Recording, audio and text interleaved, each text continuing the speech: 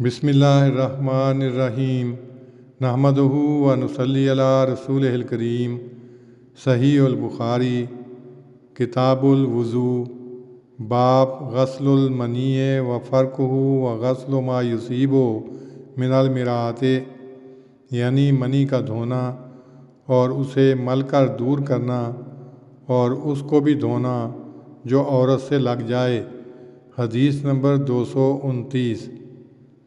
حضرت عائشہ رضی اللہ عنہ سے روایت ہے، وہ کہتی تھیں میں نبی صلی اللہ علیہ وسلم کے کپڑے سے جنابت دھوتی، آپ نماز کے لیے نکلتے اور پانی کے دھبے آپ کے کپڑے پر ہوتے۔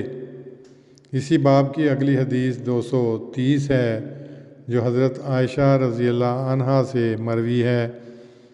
یسار بن سلیمان بن یسار روایت کرتے ہیں، انہوں نے کہا کہ میں نے حضرت عائشہ سے منی کے متعلق پوچھا جو کپڑے کو لگ جاتی ہے، تو انہوں نے کہا میں اسے رسول اللہ صلی اللہ علیہ وسلم کے کپڑے سے دھو دیا کرتی تھی اور آپ نماز کو نکلتے اور دھونے کا نشان آپ کے کپڑے میں ہوتا، یعنی پانی کے دھبے۔ اس باب کی تشریح میں لکھا ہے، باب مذکور میں بیان کردہ مسئلہ ایسا ہے جس کا ہر سلیم الفطرت انسان جو طہارت کو پسند کرتا ہے بالطبع پابند ہوتا ہے، سوائے ان کے جو ناپاک طبع ہوں۔ نفس مسئلہ کے متعلق کچھ کہنے کی ضرورت نہیں، لیکن ایک امر جو امام بخاری کے طریقہ بحث و تمہیس اور استنباط پر روشنی ڈالتا ہے، اس کا ذکر کرنا ضروری معلوم ہوتا ہے۔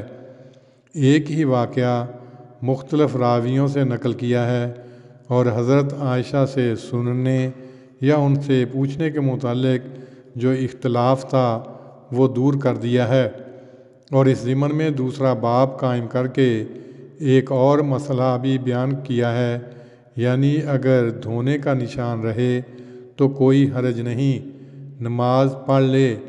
حضرت عائشہ کے قول کے راوی سلیمان بن یسار ہیں۔ روایت نمبر 229 میں ان کے یہ الفاظ ہیں، ان عائشہ، یعنی حضرت عائشہ سے مروی ہے۔ روایت نمبر 230 میں دو روایتیں منقول ہیں، ایک میں سمیت و عائشہ، یعنی میں نے حضرت عائشہ سے سنا، اور دوسری میں ہے سألت عائشہ، یعنی میں نے حضرت عائشہ سے پوچھا۔ روایت نمبر 231 میں ہے قالت عائشہ، یعنی حضرت عائشہ کہتی تھیں۔ روایت نمبر 232 میں ہے ان عائشہ، یعنی حضرت عائشہ سے مروی ہے۔ امام بخاری رحمہ اللہ نے اس روایت کو مختلف سندوں سے اس لیے نقل کیا ہے کہ امام احمد بن حنبل رحمہ اللہ وغیرہ کا یہ خیال ہے کہ سلیمان نے حضرت عائشہ سے نہ خود پوچھا نہ خود سنا، بلکہ کسی عورت سے پوچھوایا۔ امام بخاری نے ان کے اس خیال کی تردید کی ہے، اور امام مسلم رحمہ اللہ نے بھی ان سے اتفاق کیا ہے کہ سلیمان نے حضرت عائشہ رضی اللہ عنہا سے خود سنا۔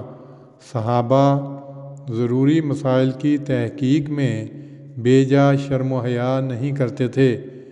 آزاد قومیں تحقیق کے ضمن میں شرم و حیا کے جذبات کو معیوب نہیں سمجھتیں، اور محکوم قوم کی ذہنیت اس کو جائے عار و شرم گردانتی ہے۔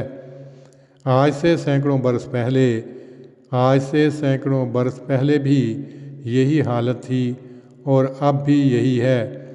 وہ قومیں جن کا ذہنی ارتقاء نمایاں ہوتا ہے، تحقیق و اکتشاف کے دوران میں جن سین کے شرم و حیا کے سوال کو بالکل نظر انداز کر دیتی ہیں، اور ان کے مقابل مغلوب قومیں بے جا شرم و حیا کا شکار ہو جاتی ہیں، اور جن سے اناس تو خطرناک بیماریوں میں بھی مبتلا ہو کر اپنی حیا کے احساس پر غالب نہیں آ سکتیں۔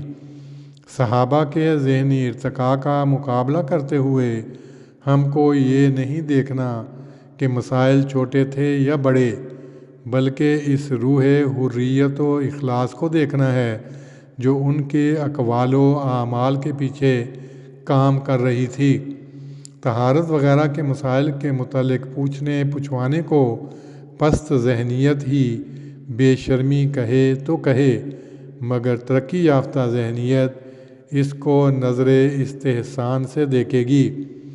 صحابہ کا پہلا نقطہ نظر یہ تھا کہ ظاہر و باطن میں پاک و صاف ہونا ضروری ہے، اور اسی دائرے میں وہ اپنی آزادانہ روح کا اظہار کرتے تھے۔ پھر جیسے جیسے دائرہ عمل وسیع ہوتا گیا، ویسے ویسے وسعت کے ساتھ وہ اس آزادانہ روح کا اظہار کرتے گئے، یہاں تک کہ علم تشریع و طب وغیرہ علوم میں ان کی تحقیقات نہایت وسعت نظر اور علو ہمت پر دلالت کرتی ہیں۔ اللہم صلی علی محمد وعلی آل محمد کما صلیت علی ابراہیم وعلی آل ابراہیم انک حمید مجید۔ اللہم بارک علی محمد وعلی آل محمد کما بارکت علی ابراہیم وعلی آل ابراہیم انک حمید مجید۔